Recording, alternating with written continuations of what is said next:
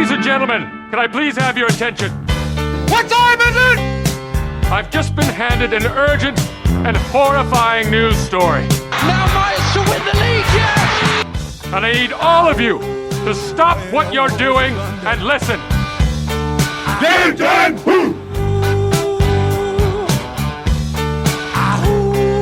Werewolves of London.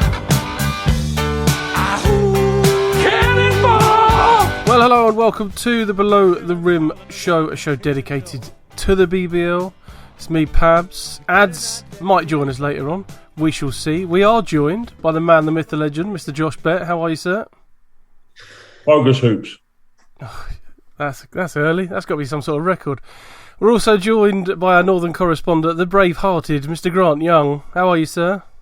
Yeah, very good. Sitting here representing wearing a Caledonian Gladiators hoodie. Hey, some might say you got your glad rags on. Can't leave this mean. That's very good. I like that one. Hear that one. That voice you heard just there is the media guru that is Mr. Paul Nicholson. Oi, oi. You all right? Recovered from yesterday? Yeah. Sound, mate. Busy. Well, I had a flat tire on the way back. I had to detour. I had to detour the merchandise van. It's probably not the same for you, but I find the day after doing comms and the whole event is a real smash in the face when I get up, when my alarm goes off and go back to my normal job. It sucks balls in a big way. Yeah, I'm not going to lie. Everyone, players get a little bit of a morning off and whatever else. And I'm like, damn, I'm like, alarm going off. I'm in the office, highlight reels, photos, unloading the merchandise van, match reports from Pablo. Hey, I did that last night. We did 2 interviews this morning. We did it was mental. Yeah. Little story for you before we carry on.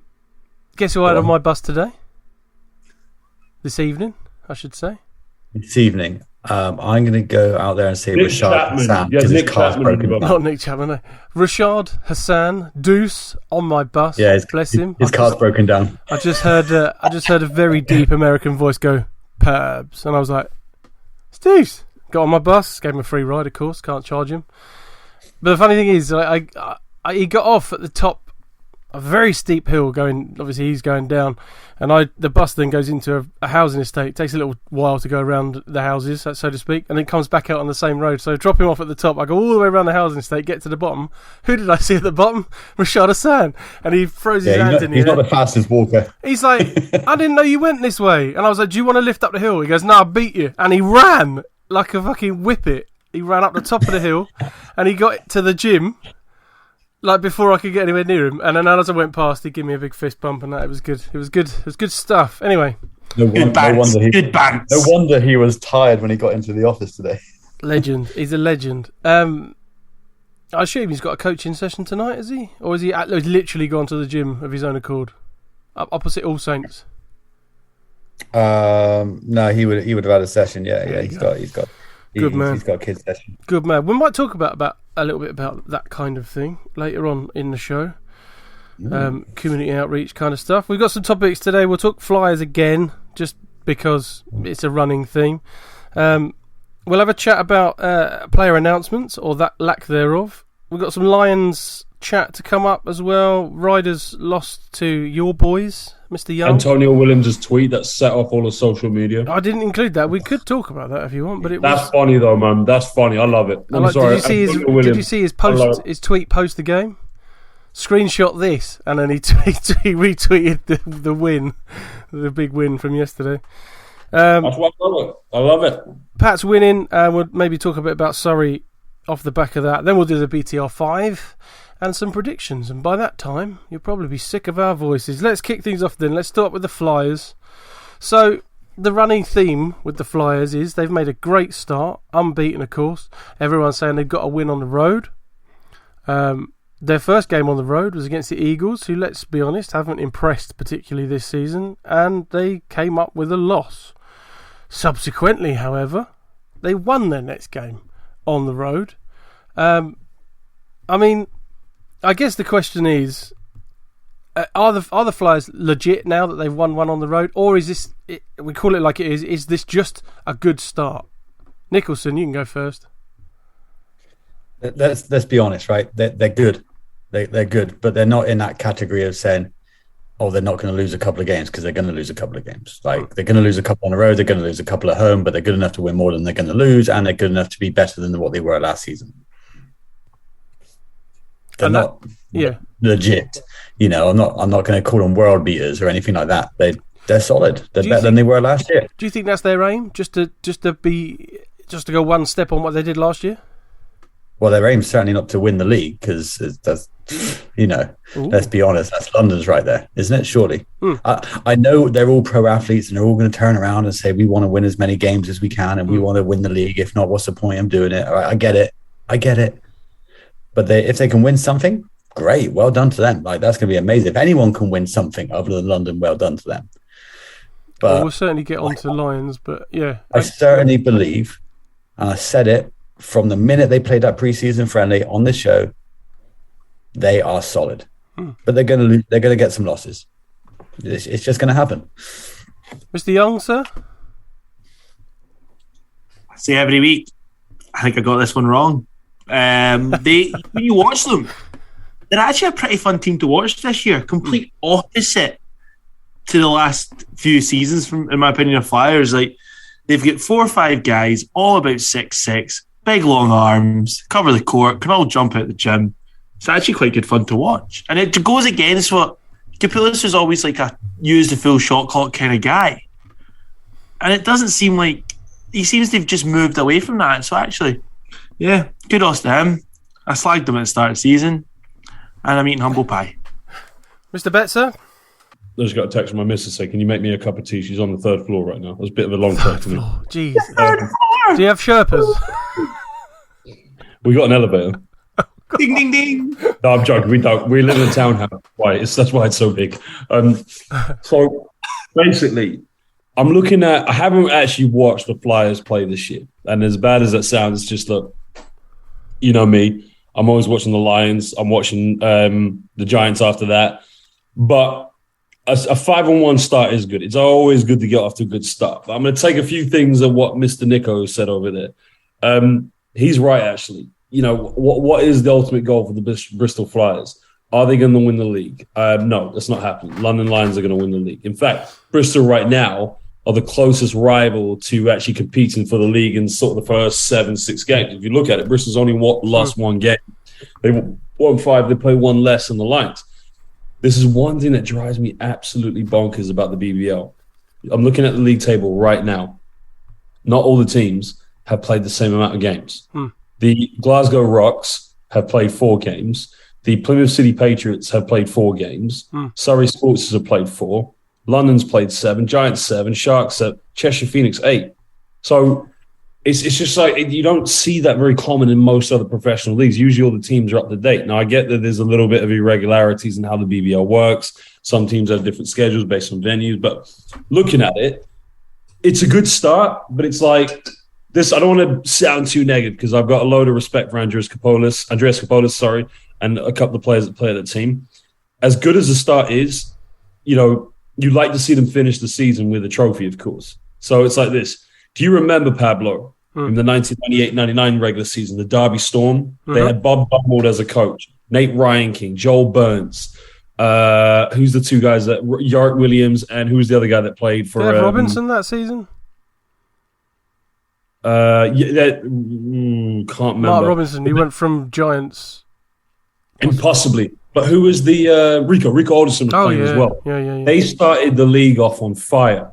But they just literally, as the season went on, they crumbled to the Giants, they crumbled to the Tower, they crumbled to the Sharks. And I think it was the game at Chester where there was a big fight that broke out and somebody had their jaw broken because one of the Derby players had... Now, I'm not saying Bristol was going to be like this, but look, it's too early to say, it's going to be their season. I think naturally for the player personnel we got at London, you can set expectations there because some high caliber players. But I think for Bristol... They've got to do their best to maintain this pressure going forward. They've got to at least compete for a trophy if they can. If they can't compete for a trophy or the cup, then it's like the record means nothing right now.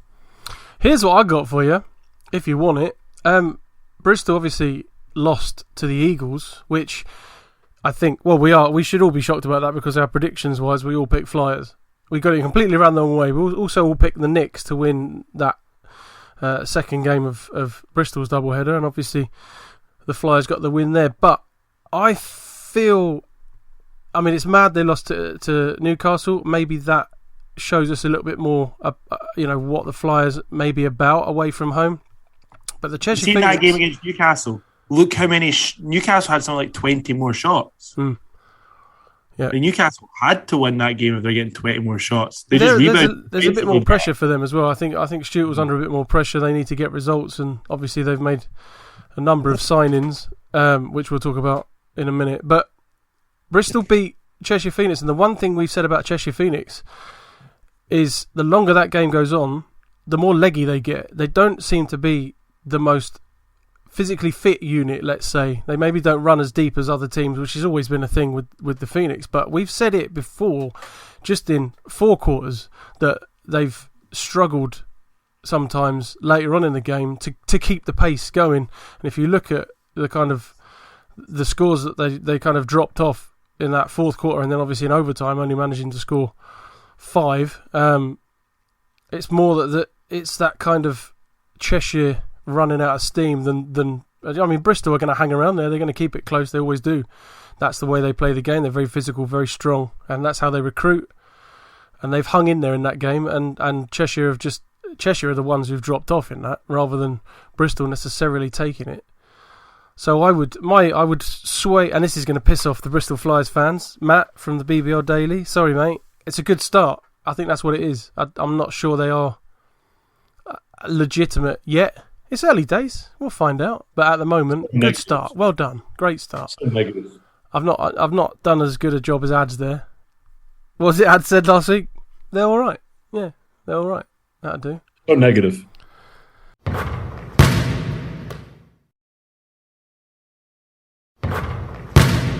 That's the Flyers stuff done. Let's move on to should the league introduce some rules regarding player announcements? There's a number of latecomers to the league, as is always. I mean, it's usually the cup competition where this happens. You have a player go and a player come in, replace them. The announcement's not made. You'll hear whispers, but you can't say anything because no one's allowed to know until games, pretty much until the warm-ups start on the opposition's bench. You're like, who the fuck's that? Okay. But I'm not sure. I'd have to check the timeline, but I'm fairly confident Denzel Ubiaro's Twitter announcement was after he played the game for Newcastle. Well, it was the day after. Which is crazy. Now, there's a lot of stuff on social media about it, a lot of stuff in various chat groups, chat rooms and things. Is it time now that the league almost puts its foot down and says, come on, as soon as this is pen to paper, these things need to be announced? It's a bit more professional. So did I not say this at the start of summer? We've had this discussion. We may well have done, yeah. I think, I don't like it. It's happened for forever. It's happened for donkeys. And it will happen till it's an actual thing. Because I think my whole point was, okay, it's maybe different as signings come in as the season goes. But I said, we're opening night, we should know what the rosters are. Yes. Everything should be signed, sealed, delivered. However, we seem to have this whole secret business going on in the league of, we can't tell them we signed Denzel because they might know how to do it. But I remember back in my working for the Rocks, Cheshire sent a guy, they hadn't announced the signing, he sent his jersey up by post. we freaking opened it. Saw the jersey with his name on it. That's not being secretive. Mate, that's got to go in a book. That's amazing. And it's just like these things need to be better. These things need to be better. I'm not a fan of it. I think we should be telling people he's signing. Yeah. I want to try and. I'm not going to disagree with you. Go on, here we go. This is we're going to get the view from the back office now. I'm not going to say. I'm not going to turn around and say, "Oh yeah, people do it because they're trying to get one over on the team that they're playing." Some people think they're doing that, but if I'm honest with you, these players talk to each other. Everybody freaking knows. I knew it was in Newcastle. The rest of the Patriots team knew it was in Newcastle, right? Yeah, did the Flyers team find out, right? Well, probably because some of the Flyers team probably chats to some of the other teams, and people know, right? But I'm going to give you another scenario. We had Patrick Lanny-Peckin, who signed with us. We had him at training for a week prior to the announcement. he didn't get signed off until we were on the bus, and that's not our fault. That's the governing body's fault. Fair. We took Bell and we took James Hawthorne to Bristol. And again, we didn't know that they were going to play that game until we were in about Exeter. But to be fair, they'd been well announced. Yeah, they've been announced. I think there needs to be, in the off season, do what the hell you want, right? It's the off season, announce them when you want. I think when the season starts, if you're going to make a rule, you've got to be prepared that you're going to upset some people with the rule as well, because sometimes you may well have a short roster, which a lot of teams do. Not everyone's got the money to have a deep roster, and you could be in a position where you get a guy registered on the day. If you remember the game where Patriots last season went to Cheshire after requesting to rearrange the game, because of COVID and everything else, we had to have students come on with us, right? So if we're sent 24 hours before, we weren't able to bring those students. If someone's doing it because they think it's getting one up on an opponent, I think that's nonsense. Because that's essentially what it looks like. It's just not, is it? Let's be honest. It's not. It's the BBL. Like, Denzel turns up to Newcastle, Andreas can turn around and say, well, I've scouted this guy for 5 years already, so I can tell you what he's going to do. So I think it would be good to have something in place, but it's a slippery slope. What do you mean by slippery slope? Well, it is. You're going to upset a few people, and like I said, you're gonna have problems where. Who's it going to upset though? I don't understand who's going to upset. Well, if we're trying to if we sign someone and we don't get his clearance until we're on the bus. But now we've got his clearance. But at that stage, have you done everything the right way? Have you signed contracts at that stage? Is he contracted as a player? You're just literally waiting for the paperwork to come through so you can play. But you could also sign contracts for a player, and the clearance might not go through, and then you've got to release that player. So now you've signed a player and you've released a player. Now you look like an idiot. Not necessarily, but I get what you're saying. Well, you would. You get pulled apart on social media if you signed a player and then you've released him again. At the same time, we announced James Hawthorne Jr., Mark-Edric Bell over the summer, and Bell couldn't play the first game, could he? Because he hadn't cleared yet.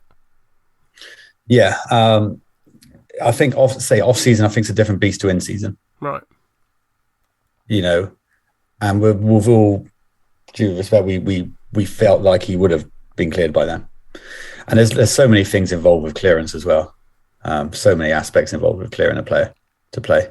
It's a process. But if we went to Bristol at that time, we couldn't play Patrick, and we couldn't play Bell, and Antonio's injured, and even though Patrick's cleared to play, he just wasn't cleared to play 24 hours before, then it sucks, doesn't it?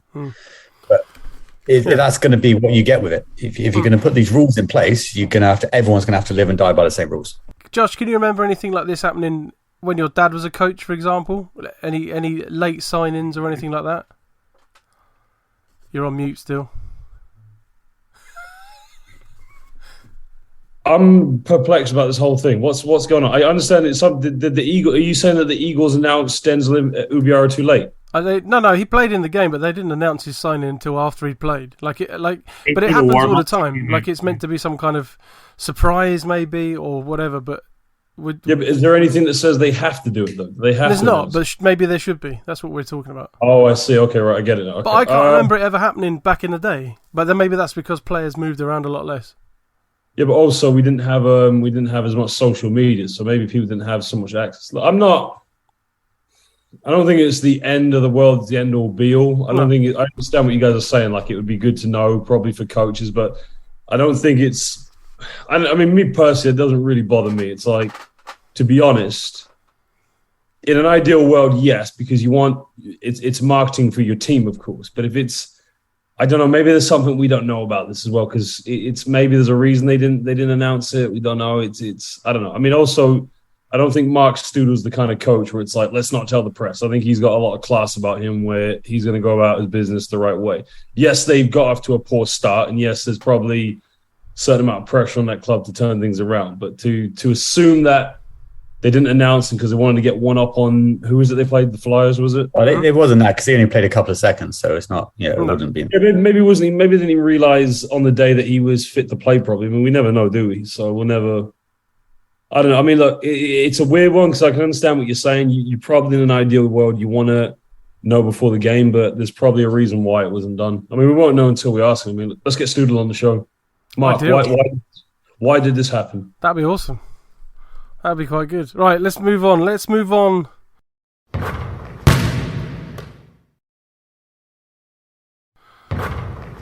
To the biggest team around, the London Lions. They win again.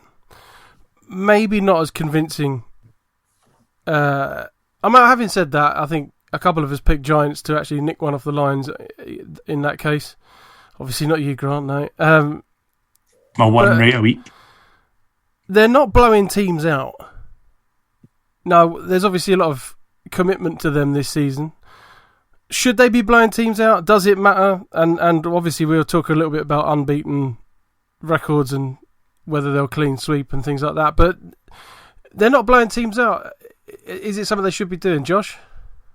No. I mean, look, there's no... At the end of the day, if you're top of the league and you win the league and you win the playoffs, it doesn't really matter how you win. You win at the end of the day. Look, you have to look at that team. They've got an exceptionally great starting five with four of those players being Decker, Hruban, Zubcic, and Ovi. Right? They're missing their point guard because Tariq Phillips injured. If you look at that team, they've got an exceptionally great four players. You got Luke Nelson as well. Then you got to look at the rest of the players who, in my mind, they're good BBL players. They're good standard players. They are, and you got to understand as well. Look, as great as those players are, and the rest of the team is, the league is getting better. The league is not this walkover that I mean, look, I said 2 years ago with the team when they had DeAndre Liggins, Kevin Ware, I thought, okay, they're going to clean everything, they're going to kill everything. And that never happened, because I look at it from the perspective that teams in the BBL have improved. For me as well, you can't just put a group of superstars together and say, go and kill it. Go and wipe everyone out. It's not how it works in pro basketball. Even the best teams don't just walk through the middle to the lower tier teams in their leagues, whether that's Turkey, Spain, or Italy, Greece, you name it. So there's going to be a period for this team to understand each other. I will say that they are actually playing good basketball. I know a lot of people are expecting them to blow teams out. But if you look at the way that they set their offenses up, you look at the shot selection, Ryan Schmidt is coaching this team very well. You look at the defense is much better. But on top of that, if everyone's expecting Lions to win all four trophies, to beat everyone by 40 points, then all I'll say to you is you need to watch more international basketball. It's not how it works. I mean, look, when the Newcastle Eagles clean sweeps in 2006, I think they lost like 10 games. And they weren't beating everybody. Yeah, they're not the same team that this Lions team is. But after 7 games and 2 Eurocup games, it's going to be a little bit more time till this team figures out how to play each other. Hey, they still don't have that superstar point guard. So that's a big position for that team to need to fill in for this season for them to meet the expectations of all the fans. So for me, it's not a concern. They're winning the top of the league. They're undefeated. They've only lost 1 game in the Eurocup. So far, they're on target. Grant?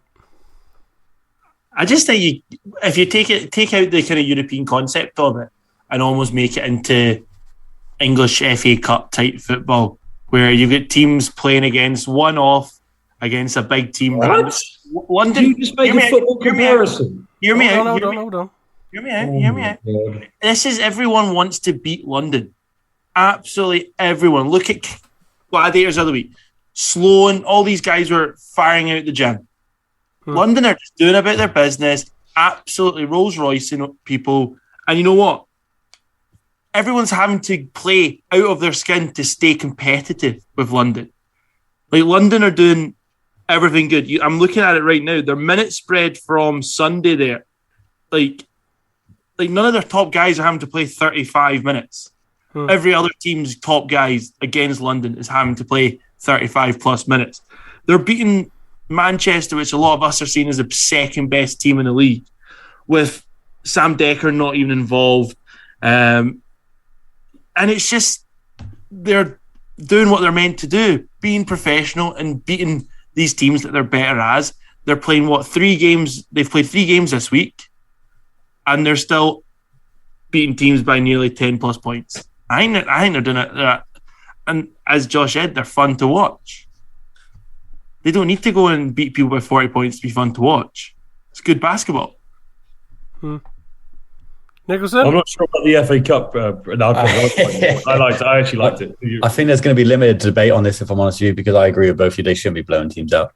Like they've got to win games. Period. That's the goal. Win games, win the league, win trophies. That's it. Simple. And you look at also their lineup. The matchups they have in Europe is very different to the matchups they have in BBL. Their bigs are playing against bigs. Their guards are playing against guards. Their bigs aren't playing against like flipping Antonio Williams and Larry Austin running around everywhere, right? They're playing against equal size players, right? There's adaptability between the two leagues as well. Between Europe and the BBL, there's a huge difference, and you have to adapt from one style of play to another style of play, and that's probably going to take its toll as well. But no, they're winning games. They're winning games comfortably. I know that we all get a little bit excited when someone gets to single digits against London, and everyone's like, "Oh my God, they could lose this."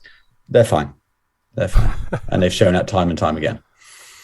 Let's move on to the other aspect of this. Obviously, we're probably all in agreement that they shouldn't necessarily be blowing teams out every week, but I'm on the understanding that I don't think they're going to lose a game. Not only that, I think they're going to sweep all the competitions. Anybody in that camp with me, or am I just on this island on my own? No, you think they have to sweep. You think they have to sweep. I think they have to sweep, yeah. They don't have to sweep. I think we're going to mess them up. It's not imperative. Win the league, win the playoffs, that's enough. Bare minimum. I agree with that, to be honest. I think you just said it. Josh, you just said it. You said bare minimum. That is the bare minimum. They need to do more than that with this squad.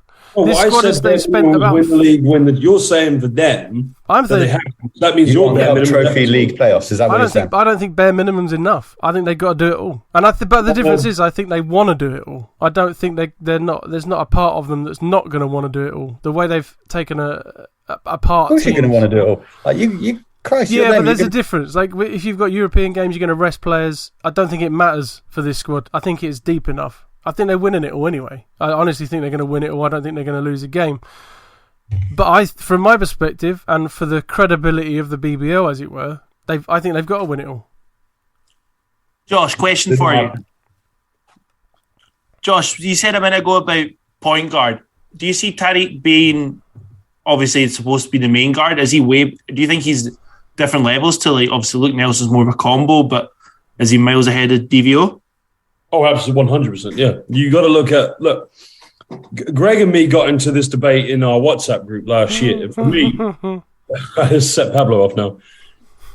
Devin Van Oostrum is a good basketball player, but Tariq Phillip is a very, very good player because of the level that he's played at. Look, Devin Van Oostrum has played in Greece. He's played in Holland. Started his youth career, I believe, with Baskonia, but he hasn't played at the same level as Tariq Phillip. Tariq Phillip's clubs, Tofaş Bursa, Apoel Jerusalem. I believe he also played in Pro A as well. That's standard where you're playing against players that either play in the Euro League that have come from the NBA.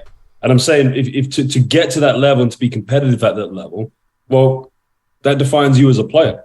Devin Van Oostrum is a good player, but hasn't played at that level. So losing him, was a knock-on. No, they won. I think who they beat, was it Trento last week in the Euro Cup? They've got a good team, and the Euro Cup for them, it's got to be. They've got to learn very quickly. The great Chuck Daly said after the Detroit Pistons lost their first NBA playoffs against the Lakers, he says that the first time you go into a new experience, you're just begging for it to be over because it's new. You're not accustomed to the physical, the mental fatigue. Once you've gone through that experience then you can start to set more goals. That's what they have to do in the Euro Cup. They've got to take the first round of games, test to see the waters, to see where they're at, and then they've got to learn very quickly to say, okay, this is where we want to be at the end of the season. We want to compete. No, but if they win the Euro Cup, this is what a lot of British basketball fans don't know. If they win the Euro Cup, they will give themselves a 1-year license to play in the EuroLeague. Can you imagine Barcelona, Real Madrid, Panathinaikos, all the big teams come into the UK to play British Basketball League team? That's what's at stake for the London Lions. Nicholson? So what? No, I don't think there's anything else on that, is it? I agree. I think it's good for British Stop basketball. agreeing with me. Call me an idiot or something. Disagree with me. I disagree with you. I think they got to win it all. But Nicholson, They don't have to win it all, Pablo. We'll come back to this in a minute. Nicholson, I couldn't give it if they win it all. I don't want them to win it all because I want to win something, right? But you on your own, Nicholson I Island. think it's really, really important that they do well in Europe. Because who's winning between Newcastle and Leicester? Plymouth. If they do well in Europe, it's great for the brand. It's great for the BBL. It's great for British basketball. It's great for me. It's great for you. It's great for everyone in this room. Like Darren Paul. Period. What you said? You said great for me. You. What about Darren Paul? Is it good for him? Great for him. I don't know why yet, but I'll figure it out. Obviously, you go, Pab. Sorry. No, go on. So I was just wondering. Obviously, we're saying about wins and losses. Like this was their first week for London, going 3 games basically. And have they got? Where are they this midweek? There'll be another European game. Yeah. Look, hold on. I'll look this up. Give me 1 sec. Continue what you're saying, and I'll butt in. There'll be another Euro game, no doubt. Yeah. So it's just how they get that. You have to look at their team. Quealy and Zoloade haven't done it yet at any game. Oh, they're Josh is away to excited. Gran Canaria. That's the best team in the group. Ooh, That's exciting. Very.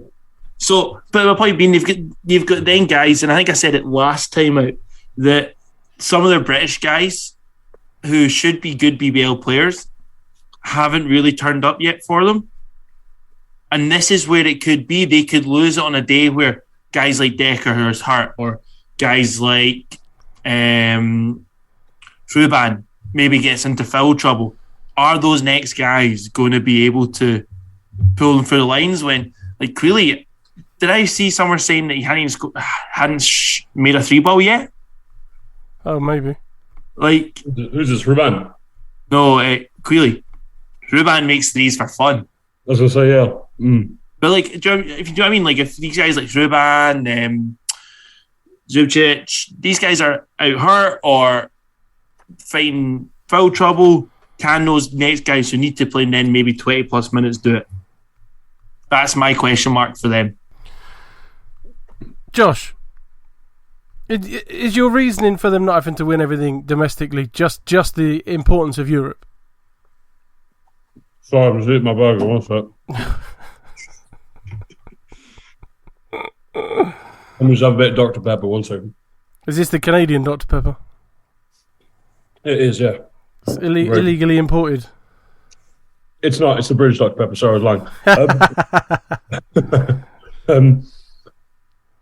For me, perhaps there's only been a select few teams that have done the quadruple, right? 3, yeah. Mm. One of them is Kingston, Newcastle, and then Leicester, correct, is the third one? Asterix by Newcastle, but yeah.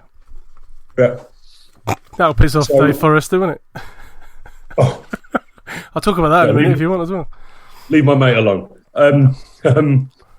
So look, obviously it's a nice accolade to have. It's a great way for the team to obviously build more credibility. But for me, it's not the end all be all because, as I said, the introduction to 777 here in the British Basketball League has given us hope for our game to build for the future. Now, there's still ways to go because, number one, we got to build the fan base even bigger.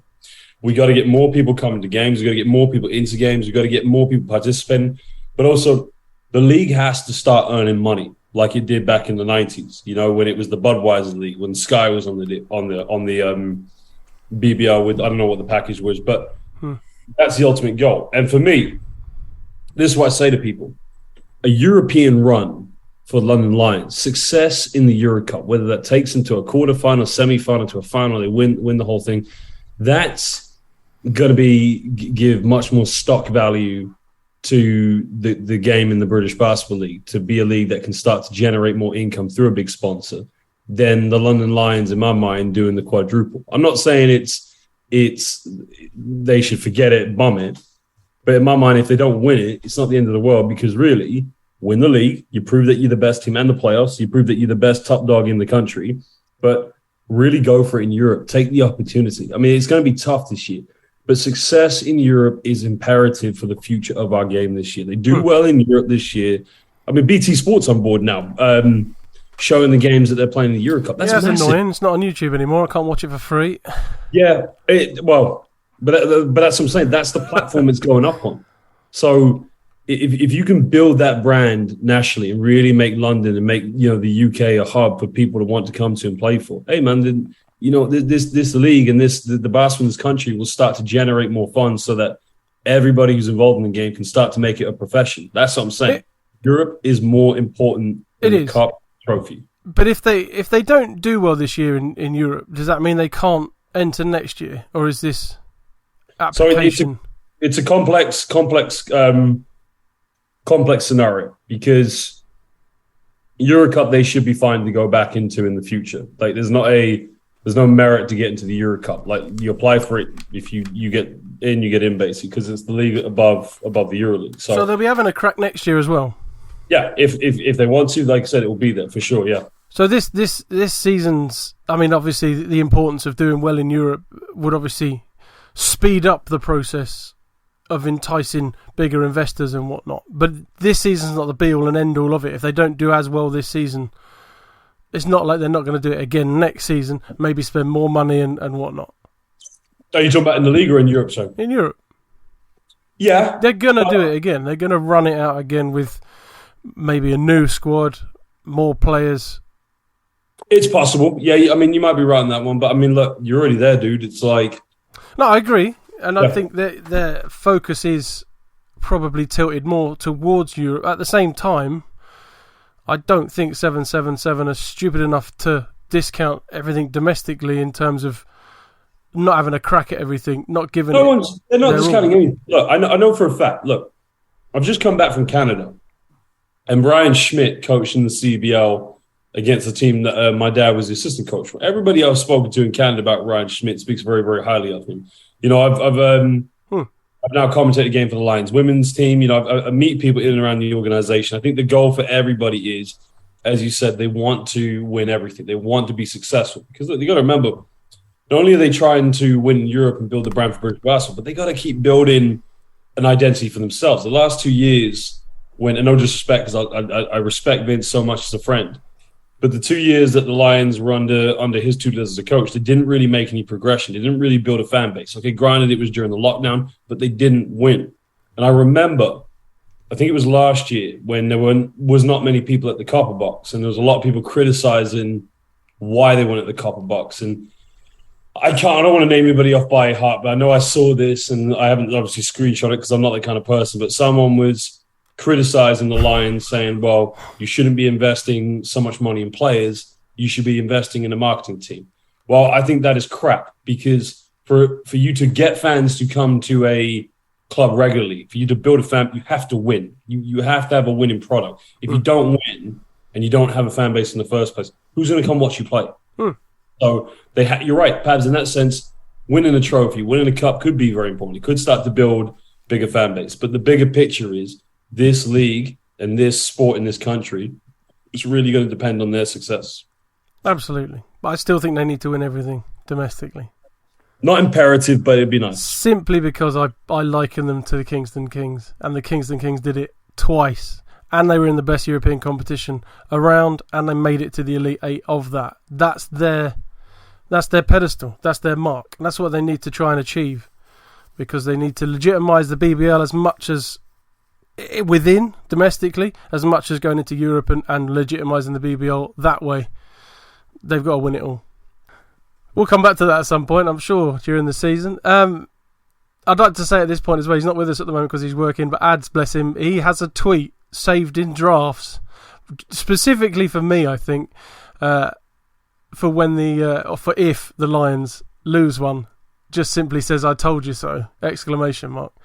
He's had it loaded up twice now. He's had it loaded up for the Caledonia game. He had it ready, the old twitchy thumb there, ready to go, and then he had it ready after Ramon Fletcher started the fourth quarter in typical Ramon Fletcher style, and actually it looked like they had him on the ropes a little bit, but London Lions did the old rope-a-dope and sprang back up, smashed them with the right hand. Actually, just quickly before we move on, there was a little bit of backlash regarding William Lee when he went down, and the referees not stopping the game, letting them play on. And there was a lot of, the Lions, they don't get the calls from the Lions get all the calls from the ref. They should have stopped the game at that point. And blah, really? Blah, blah. Why? I don't know. I'm just throwing it out there. That's what was said. They didn't have the ball. Nah. Lions have the ball. Manchester guys down. Get on. Get up, get on. Fair enough.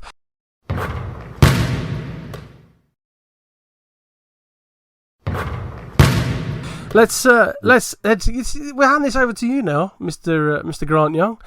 Caledonia topple the Riders. Were you there, by the way? I'm assuming you were. Nah, I was there, but for the earlier WBBL game, and then I've watched this game about twice since because it was that exciting. Talk us through it, mate. The WBBL or the BBL? BBL.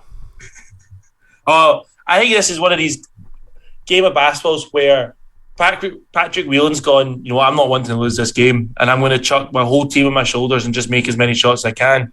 And he just happened to come against a David Sloan who went, you know what? I don't care what you think. I'm going to do it better than you. And these two guys were just going back and forth the full game. And you know what? It was just good Sunday basketball. Good entertainment, exciting, good highlight plays. But Leicester are clearly a team struggling. Like, they're struggling with injuries. They're struggling with available players. The new boy's out with food poisoning, apparently. Zach Jackson's been struggling, apparently. Connor Washington apparently been struggling. So they're clearly not a healthy team squad at the moment. But Jesus Christ. Sneezes last week, blowing noses. Now we got belching. Good one. Carry on.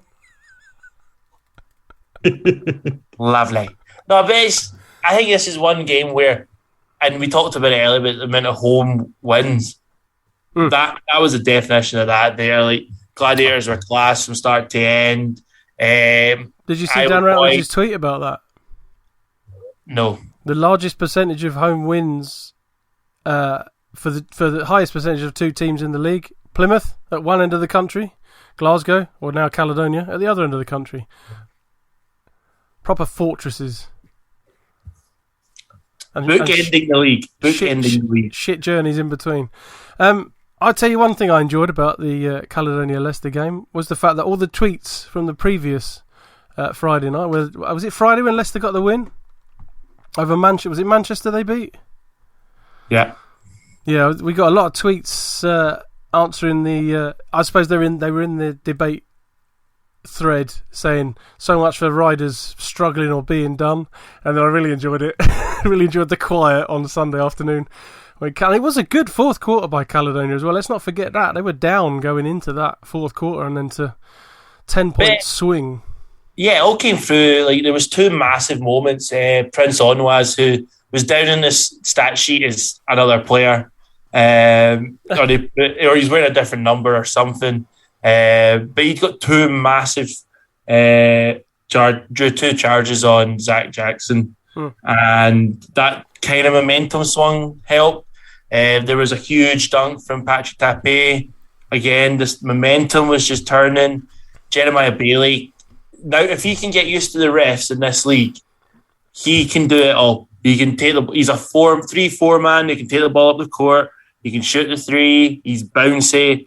If he can stay on court, he's a weapon. So it was and that's without even mentioning Adams, who kind of slowly went about his points, and then obviously it was the David Sloan show. 36 points was it in the end? It's scoring numbers that, from a Gladiators point of view, or even if you look historically back as rocks, we've struggled to find a guy who can do that.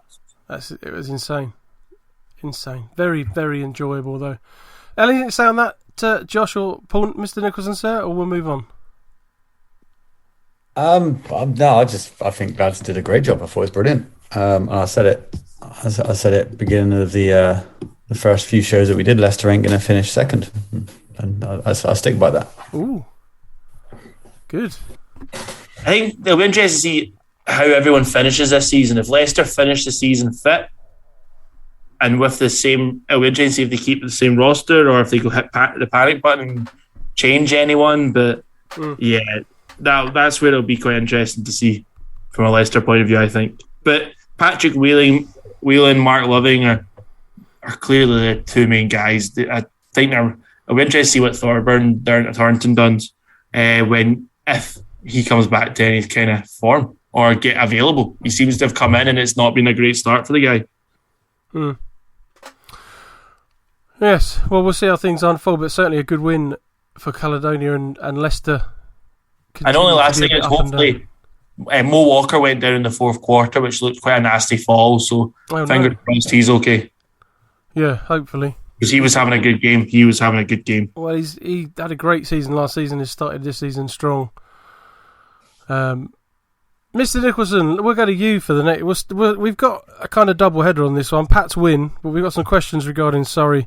Let's start with the Patriots first. It was a good win, so wasn't it? Good atmosphere, sold out crowd. Amazing atmosphere. Say half an hour before tip off, there was like 35 seats left or something like that. I think they went. Great crowd, great game day experience as always. Pavilions. Roughly average commentary, but the game itself, first half. Yeah, Josh, when are you heading down to Plymouth? You're welcome any day, my friend. We'll go for a burger afterwards again. Soon, maybe one day. If PJ lets me, I know what I'm getting palmed off.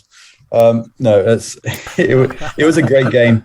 But in the second half, Patriots turned it up. They Surrey seemed to be playing too fast at the beginning of the game. We talked about it on comms. They were going for it with a team which had no rotation. Well, at the time, it looked like it had some rotation, but yeah. Yeah, they were going for it in transition, and we said it's going to catch up with them, and it did. And the defensive side of Plymouth really laid it down. Troy had a great game. McKedrick Bell had a fantastic game. Alvisi Dusha was solid. 3 games in a row now for him. And all in all, I think they shot the ball well, which they haven't done consistently this season. And they played defensive, their defensive rotation. Sorry, they played that really well. And I think they came away with a justified big win. And I think they played so well that Surrey just went, nah, we're out. And they were done in the fourth. Surrey were done. It certainly felt like that. Let's shift things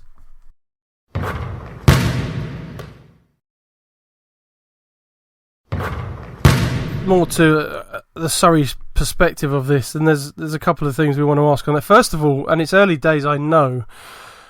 Are Surrey done already? Is this the same as last season? Are they down and out, or can they turn this around? Go on, Grant. I just think they just seem there must be something in the water down there. How can guys constantly, their injury report every week is someone new? Either guys aren't looking after themselves or whatever it is, but from the two of Andrew Lawrence, Tail being out, one of the imports missing this week. They've had Johnson out at the start of the season, Wang coming in late, Jack Donmay missing the start of the season. There's just no consistency. Lloyd must just look in the Monday, Tuesday of the week being like, all right, who am I going to even have for the weekend? They've got some really Wang's some player. You guys highlighted that several times in comms. He was good, yeah. And I said it when they came up to Glasgow as well. And he was a better player on the night. And they've got some good pieces. So all it's going to take is, again, similar to Leicester, a fit squad, and they'll get wins. They've got to be one of the most unlucky teams at this stage of the season. Mr. Betts, sir, it's your Surrey Scorchers. I mean, what's going on? Well, they've had a few injuries. That's the first thing. So, as Grant's alluded to, I mean, look, we can't really complain or can't really critique until they've got a full team. So, the team went through a really rough last season, a rough season prior to that, a rough season before the pandemic. You can't just expect Lloyd to come in and to take a magic wand and say, oh, guess what? I'm going to change everything. I'm going to turn everything around. It'll take time. Yeah, it's been a rough start of the injuries. It hasn't helped as well. But I don't think this will be like the last season or the season before that. I think he generally will turn things around. But for me personally, there's no sense in sort of making any sort of critique or sort of opinions until they've got a full squad. You know, it'd be like asking you to run a 5K in 20 minutes and you've got a sore ankle that you're running with. You know, you need to, unless you're 100%, then you can be critiqued properly. So they'll turn things around. I know Lloyd will do it. I'd like to know what happened, like, because I mean we were down on courtside. We were trying to record a pre-game, but it wouldn't work. So we're standing under the basket. The players are warming up. Io Agalegbe was out there warming up. He looked okay. He looked decent. Dean Wanless was out there warming up. We know he can play solid BBL minutes. I'll be honest, I don't remember Bakali particularly in the warm-ups. Dean Wanless, though, he was in the layup line. He was shooting around. Didn't play any minutes. And for that I just found that weird. Like we were talking about it on the broadcast. It's a team that's on the road. They're trying to play fast pace out the gate. You think, okay, well they're playing off of maybe 8, perhaps maybe 9.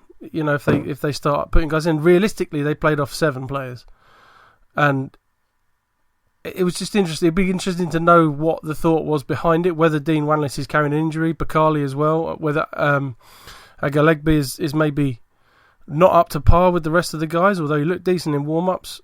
Yeah, it's one of those things. Maybe we've got to get you to make a call, Mr. Bett. Get your mate in here, Mr. Gardner, on the show. I will do my best. I cannot promise he'll come on, but I will still ask. Okay. Anything to add on this one, fellas? It is tough for the injuries. I get it, especially when you've got a short rotation. It's very difficult. So, I feel from there. But what I would say about Surrey is they seem a lot more organised in the offensive ball movement and the defensive rotations. Definitely. They played some nice basketball first half. They really did. And, I mean, it's only literally fatigue, I guess.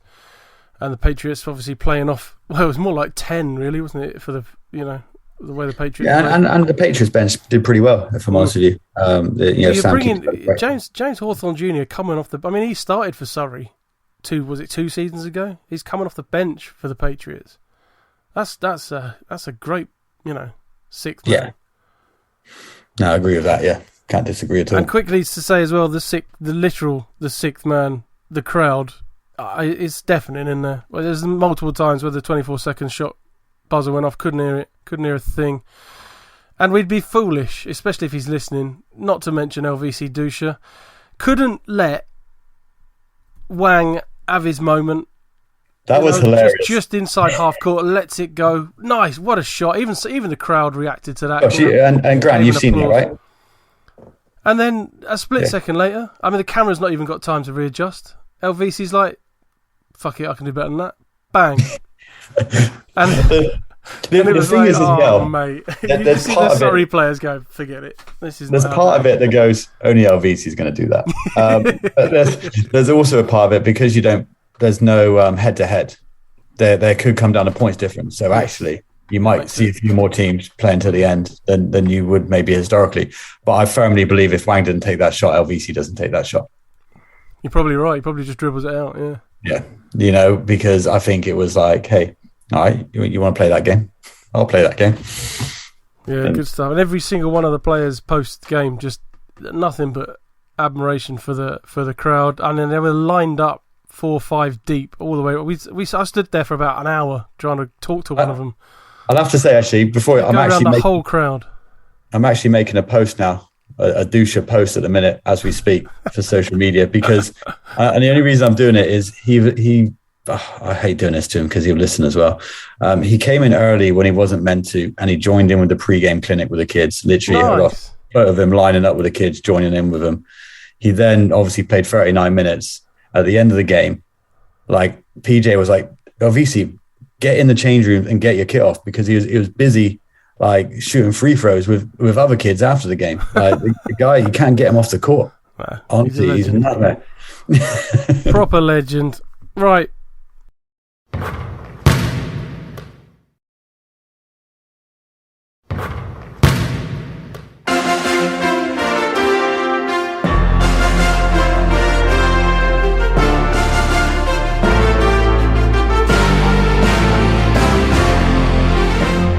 I'm going to need us now to put our heads together for the BTR 5. We're going to pick 5 players that we think have been outstanding this week. Not necessarily stats-based, performance-based more so. Go for it, fellas. Let me know. Who are we having in our 5? Mr. Sloan. I think it'd be tough to leave him out after 36 points. I'm going Troy Simons. If I'm going to pick one of my guys, I got to go Troy because you haven't got to pick one of your guys, but I think he's in the All-Star 5 as well. Let's be honest. Defensively, he was superb. Offensively, he was superb. He had a great game. 24 points, 5 rebounds, 6 assists, 3 steals, and a block. Yeah. Can't really knock that, can we? Come on, any more suggestions? What about Bell from Bristol? What are we picking exactly? I'm confused. 5 best players, mate. This week. Good to see you listen when you're not on the show. Wait, so are we picking our own 5 or one 5 together? Well, we've got 2. We need 3 more players. All right. What have you picked? Troy Simons, shooting guard. Who's the other one? Sloan. Niall Gray. What? I've heard he's good at left-hand layups. I don't know. I heard he can do a slam dunk as well. Apparently, they changed the rules of the backboard because of that international rule. Yeah, I'd go with Bell from Flyers. I was going to say Bell from Flyers. He was pretty clutch when it came into. He was instrumental, wasn't he? And I enjoyed on the commentary because, without trying to sound disparaging in any way, the Cheshire guys will say good defense if they've played a guy straight up and he's scored. So they're very pro Cheshire, but for them to say the coach consistently is shouting get the ball to Bell, and they get it to him and he sinks it, and they're like, that's why, because he was on fire in that, the latter stages of that game. Zubek, he got 22. He got 22 and 3. Is it Zubek? Zubek. Zubcic. Who's Zubek? Give me. Hey, look, we do things differently down here. Give me it with the accent, Josh. Well, get people's names wrong. Give me the accent. It's a Croatian accent. It'll be, I don't know what a Croatian accent is, but it's just Tomislav Zubcic. I think he's my favourite player this season in the league. I can say hello, how are you, my friend, in, I guess it's Croatian, yeah. No, I wasn't worried about that. It's kako ste prijatelji moji. Good. Moje ime Tomislav Zubcic. Are we putting Zubcic in? Yes. Well, he got the win, but in theory, Green had a better game statistically, but for Manchester. But it doesn't matter win or lose. So. Yeah, he was 22 and 7. I would like to throw David Cohn. How are you saying his surname? Cohn? Oh, David. Yeah, I've been asking that same question. Yeah. His stats, his game, the game he had against Bristol Flyers in the infamous Bristol Flyers first away game loss. It's index of 30 with 20 points and 9 assists. His assist rate is very good. It's Ramon Fletcher-esque, if you like. So if you're happy with that, go a show without mentioning him. Mate, I've already mentioned him. Where you been? So if you're happy to have him in the squad as well, that will be our 5: Sloan, Simons, Bell, Zubcic, and Cohn. Boom, job done.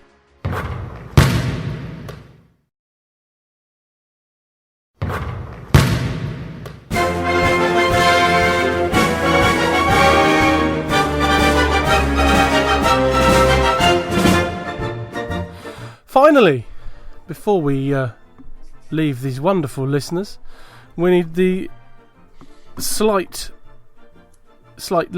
important business of predictions. I have made a table.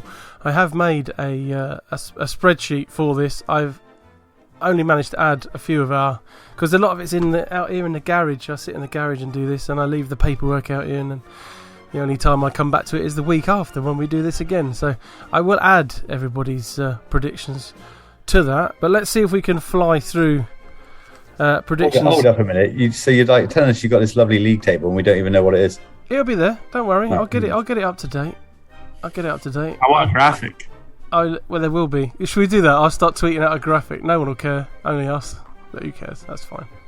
I'm happy with that. Right, let's get the fixtures ready. So, heading to this week, obviously we've been blessed with a lot of games over the weekends, and I guess that's generally going to happen as a result of having more fixtures, which is more fun. First game on the docket, October 28th, so that's that's Friday night, isn't it? 7:30 tip. We've got Sheffield Sharks, the home team, London Lions visiting. Ads isn't here, obviously. Grant, let's go you first. Where are you going with this? Yeah, the really hard decision of trying to think when not to pick London, so London. Nicholson, same for you? Yeah. Mr. Bet, sir? Who are they playing again? Sheffield. Oh, I'm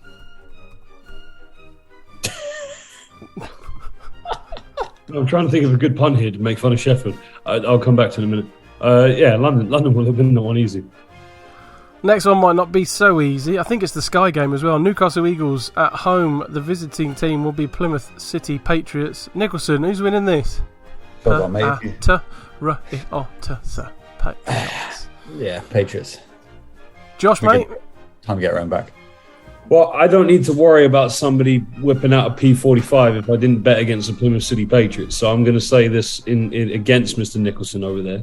Ooh. That the Newcastle the Newcastle Eagles will actually win this game. Okay. Good. Grant, mate? I love you, man. I'm only winding you up. I hope both teams turn up. I want a good Sky game. Oh, shut up. I wanted to go a draw. I wanted to go to penalties at the end and nobody win it. Right, get a point. Like the FA Cup. Basketball is the real winner. Not from the northeast of Scotland. That's the wrong accent. What, you're telling me my Scottish accent wasn't good? It was about as good as my Croatian. No, it's crap. It's crap. It's crap, I tell you. Look, you've got to play point guard. You've got to get it down there, throw it to the post player. You went a bit Romanian then. I know, you chased. Sounded like you were about to say Newcastle Eagles will win. Oh, Christ, he's got Eagles. Well, we're split tonight. Obviously, I'm going Patriots. Okay, so. No, another worry about his P45 there. Blimey. I'd love the opportunity to get a P45. Or is it P6? Which one I'm thinking of? Yeah, no, you're right. Leicester Riders, the last game on the Friday night at home. Bristol Flyers visiting. Josh, mate, where are you going with this? Leicester Riders versus Bristol Flyers. Bristol on the road. And it's in Leicester. Mm-hmm. I need to think about this really quickly. This is a tough one. Stop trying to think of another pun. You say Bristol are away, right? Mm. It's going to be a rough ride. Oh, dear. Riders then. Good. Nicholson?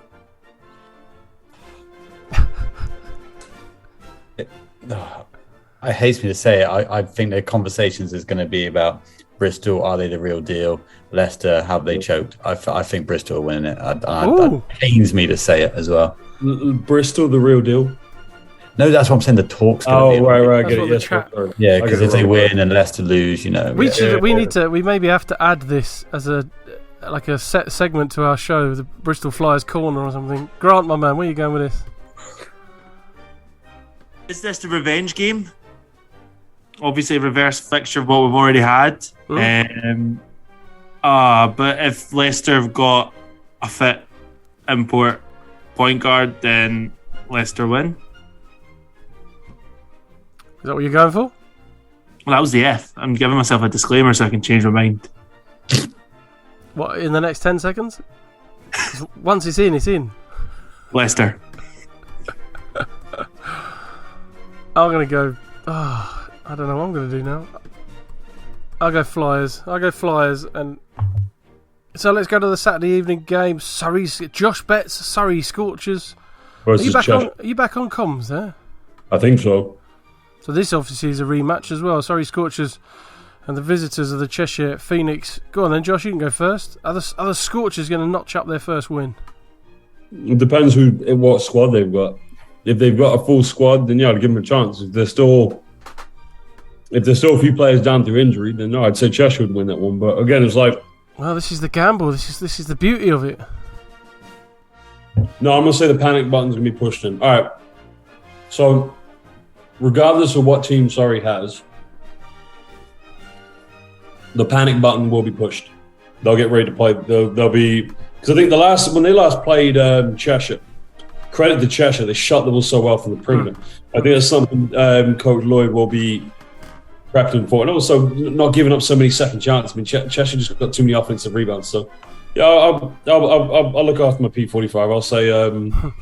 I'll say that Surrey's going to win this one. Nicholson?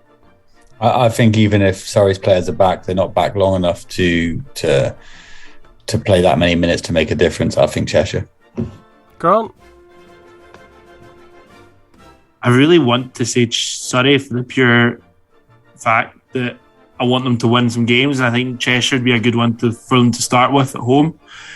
Can Cheshire play for the full 40 if they don't get that same adrenaline through like big plays at the end of the third, like they did against Caledonia, that they didn't get against Bristol?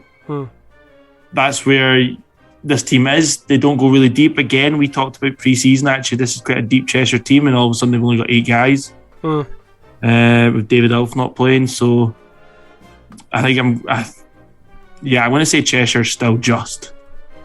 And also, credit, Cheshire's got a very good coaching staff. Ben is a very good coach, but they've also got the best assistant coach in the world. Hey, you got to feel the burn. Feel the burn. And I'm going to go Scorchers. I think these. No. Do you feel the burn? Do you feel the burn right now? My eyelids do, but I'm very tired. Scorchers, I know Nicholson feels the burn. It could be a good game. We've mentioned the fatigue issues that appeared with Let the Scorchers. It burn. Phoenix could, and we know about the Phoenix having the same issues. Burn, It could be a very good game. Right, where are we? One more game on the Saturday. Bristol Flyers at home to the Caledonia Gladiators. Grant, my man, who you picking? I'm only going one way. Gladiators. Gladiators. Even in the fortress that is Bristol. Bring it. Nicholson? Ready for the heat. Even though Grant went against me earlier, I'm going with the Gladiators. I'm saying everyone's going to get real hyped about Bristol after they beat Leicester, and then they're going to get straight back down to earth on their home court and silence the Bristolian crowd. Well, I'm picking Flyers. Did Bristol fall to the Gladiators in the past? Say that again? Did Bristol fall to the Gladiators in the past? I don't know. History tells us that the Gladiators did quite well down that part of the world. So, when Gareth Murray was playing, of course. Probably it's when the beard was more stubbly. I'm gonna go Flyers because they haven't lost at home yet. Babs, you should be on the Gladiators bench. Join Team Beard. Somebody said that today. If me and Joe Hart went there, it'd just be Team Beard, Team Viking. Josh, who are you picking? Flyers or Glads? Who's playing him? Just said it. Flyers or Glads? I'm only winding you up. I did hear you. Sorry. I know. You're eating still. It's good. Which team is Danny Byrne coaching? Leave it with Danny Byrne. Neither. Sorry, my bad. Sorry, I couldn't help myself. He listens, by the way. I know he does. Yeah, he blocked me on Twitter too. Speaking of which, Grant, we got to find out who's blocked you on Twitter. There's been quite a few people blocked us on Twitter, haven't they, Babs? Over the years, not really, quite a few. I would say, I'm gonna go Flyers on this one, so that they're gonna roll. So we move to the Sunday last. 3 fixtures? Plymouth City Patriots in the 3 p.m. tip-off, and it's the Gladiators just nipping across from Bristol to play that one. Nicholson, let's get that out of the way. Patriots. Yeah, knock that one in, mate.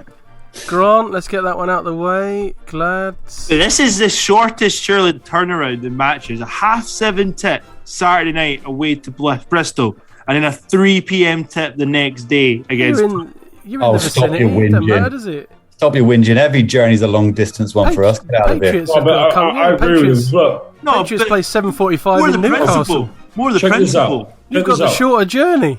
No. Babs, look at this. Guys, I agree with what Grant's saying.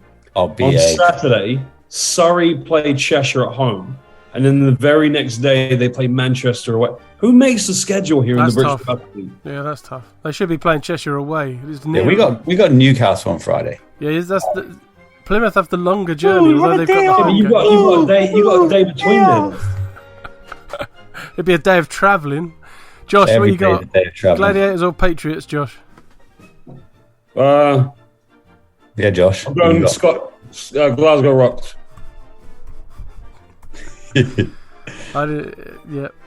I'll go Patriots. This could be fun, couldn't it? I'm looking forward to the banter on Twitter between Nicholson and Grant Young. Should be exciting. I'll keep it professional. Next game up. If we lose. Still the Sunday afternoon. Sheffield Sharks at home. Leicester Riders on the road. Josh, who you got? Riders on the road or Sharks at home? Leicester Riders or Sheffield Sharks? Is that what you just asked me? Mm-hmm. Well, Leicester Riders. Nicholson? Leicester, yeah. Grant? Leicester, play better basketball. Sounded like a little dig there at the end. I'll go Leicester as well. Nobody went for the Sharks. No, nobody went for the Sharks. They're not. Yeah, we probably need to have a whole podcast talking about their kind of ups and downs this season. You know how they got the name Sharks? No, we're going to find out. Right, maybe not. Well, no, you will. So when what was the team they were called before? Was it the Steelers or was it the? That's the hockey team, isn't it? No. What were the Sheffield Sharks called? But let me just have a look. Hold on. They were called because this is when Chris Finch played for them. Before they were called Sharks, they were called. Give me 1 second. Sheffield Forgers, like steel based, because it's a city. Yeah. So when they went to the BBL, which was 93, 94, 94, if I can't remember when it was, I think they had some ownership that was Australian. So the idea was, Forgers sounds cool. I get it's got some sentiment to the city, but in Australia we got Sharks. Why don't we just be called the? Is that true? That is what I'm. Okay, so I'm pretty sure that's what Yuri Matishin, one of the owners of the Sharks, told me, because I asked him on the phone. Remember I did the history video on them? Yes. Remember? Yeah, I do. Is that still up, or did they make you take that down? That one's still up. That one's still going. I'm going to watch that back. I'm pretty sure that the Australian owner wanted to change the name to Sharks, but I got to tell you, man, this season's been more like the Sheffield Baskin Sharks or the Dogfish. There's no bite about them whatsoever, Nurse Sharks. Give you a nasty suck. Right. Oh, sorry. That's taken a turn, isn't it? Last. This is award-winning podcastry. Wow. Is that even a word? That's probably not a word either. It's getting late. We need to finish. Manchester Giants at home. Surrey Scorchers on the road. Josh, can the Scorchers win on the road in Manchester? At the moment, no. Because no. Let's recount it, because Manchester's dropped a few games, and I think this is very much. Look, Manchester have they've had probably one of the tougher schedules though. That is a tough weekend, but yeah, they. Yeah, but on top of that, it's like, look, if it's going to be tough for Surrey because they've got to play Cheshire Saturday night, and then whoever the genius was that created the BBL schedule decided, oh, what a great idea. You play at home and then you travel 3-4 hours up north the following day, no time to prep or shoot around anything. So I think that would be a big ask. I think that would be tough for them. So the turnaround's not great. So you're going Giants. Nicholson? I've got Giants, unfortunately, yeah. Giants for sure, yeah. Not unfortunately. Grant? Giants. And I will go Giants as well. And there we are. We're done. Splendid. Josh, you know what we're saying about schedules? Look who Glasgow then play the following Saturday. So we go away to Bristol. Yeah. Don't worry about the following Saturday. Away to Plymouth. And then away to Bristol the next Saturday again. You got like a week in between, mate. Yeah, stay down for the week. Rent a couple of beach huts. And be a bit of sunshine. I'll empty the garage. Bring a couple of lads around here. It'll be fine.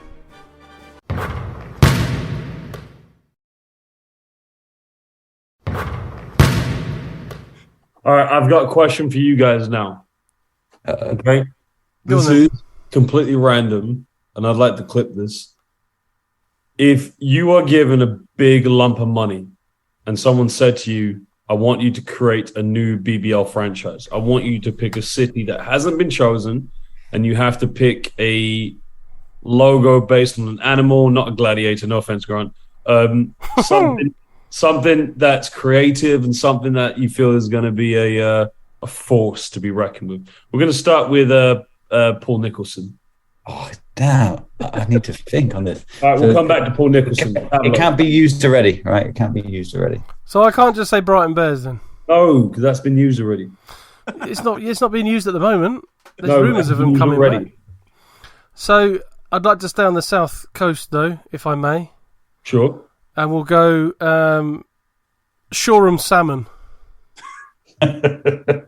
Shoreham Salmon. That's going to be a franchise to be reckoned with, isn't it? Yeah, the Salmons will slap you in the face. It's time to spawn. It's that time of season. Okay. Shoreham, of course. Shoreham, of course, has a bit of heritage. Ben Mockford was born there. Apparently. Well, I was as well. And it's in between. It's in between Brighton and Worthing. All right, Salmon Boy's got his team. What about you, Grant? I'm going to Aberdeen Oilers. Ooh, that sounds like a. That's not an animal. That's not an animal. Doesn't matter. Official diet. It does. Animal. That was in the question. We've got sharks. We've got salmon. We've got oil. Kill them. You're picking an animal. Let's go. Don't be. Stop being. Stop being Mate, a gladiator. There's only one answer. Aberdeen Angus's, surely. Or the Aberdeen Angler Sharks, whatever, you know. All right, Nicholson, your go. That's a hell of a logo, the Aberdeen Angus's. I'd love that. Okay. It'd have to be sheep. I'm going to go with. I'm going to go with the Cardiff Caterpillars. That's. You know what your vote is going to be when the season starts off too rough. Don't worry, guys. We're losing now, but we will metamorphise into a butterfly by the end of the season. We will always have the legs to finish the game. Mate, you can give away Cuthbert Caterpillars, the Aldi ones at games, prize winners. Marks and Spencer's. Has the Marks and Spencer's one got a name? Colin? Is it Colin and Cuthbert? Oh, fantastic! That's your mascot sorted, isn't it? Anyway. So right, my turn. Oh, here we go. This is your question. You must have thought about this. Question. I don't think we've taken this seriously. Should have had colours as well. What colour? I mean, obviously we're playing in salmon, but you know.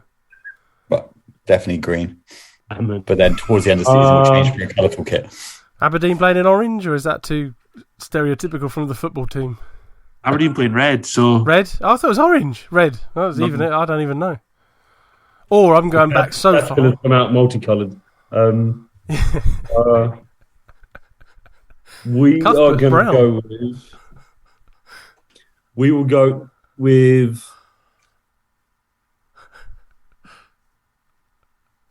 We'll go with the Harefield Honey Badgers.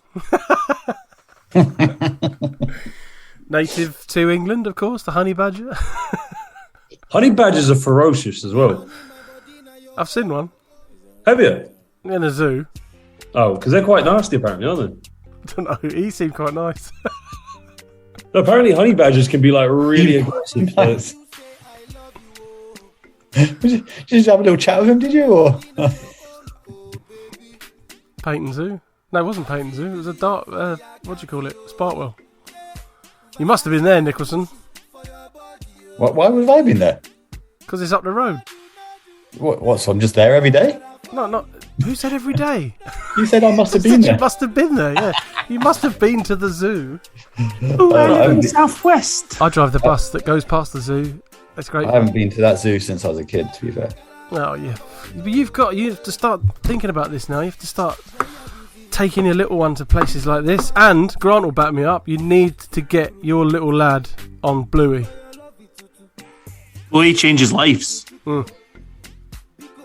They have no idea what we're talking about. Even the listeners probably got no idea, but I advise you to look up Bluey. Google Bluey. Watching BBC, Disney, other We're services we're big on Elmo. We're big on Elmo right now. I watch Blue without the kids. It's that good. Right, fellas, thank you very much for joining me. Everybody at home, thank you for listening. If you still next week, tuned for the last couple of minutes. Yeah, good on you if you are. Until next week, take it easy. We'll speak to you soon. If I tell you, hey, I love you, oh.